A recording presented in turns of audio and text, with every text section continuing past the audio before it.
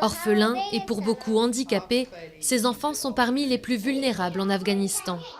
Ici, ils ont trouvé un foyer dans ce petit orphelinat privé géré par Frozan, elle-même orpheline. Son père et sa mère sont morts dans un bombardement pendant la guerre civile des années 90. Frozan a perdu une jambe dans l'attaque, elle avait alors 6 mois. Aujourd'hui, âgée de 22 ans, elle consacre sa vie à ses enfants abandonnés par la société. Il y a différence entre s'occuper d'enfants en bonne santé et s'occuper d'enfants malades. C'est compliqué de prendre en charge ces enfants, parce qu'ils ont besoin de quelqu'un pour s'occuper d'eux en permanence. Ils ne peuvent rien faire sans l'aide d'autrui. Frozan prend en charge 12 enfants ici, à l'aide d'un tout petit budget soutenu par quelques dons étrangers. Mais son établissement est en principe à l'abri de la corruption endémique en Afghanistan. Un fléau qui gangrène la trentaine d'orphelinats financés par l'État dans l'ensemble du pays.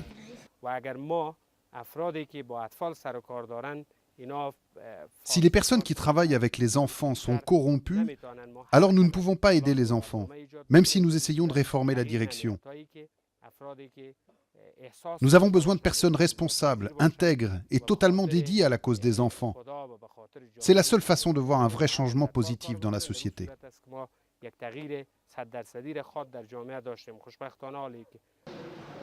Autre problème de ces établissements, certains parents bien connectés les utilisent pour loger et éduquer leurs propres enfants à peu de frais, privant ainsi les autres de ressources déjà limitées. Il y aurait 110 000 orphelins dans le pays et seulement 12% d'entre eux en orphelinat.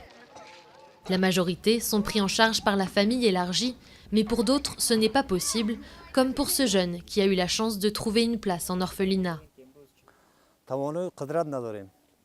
Nous n'avons pas les moyens de lui procurer de la nourriture, des vêtements ou de l'amener à l'école.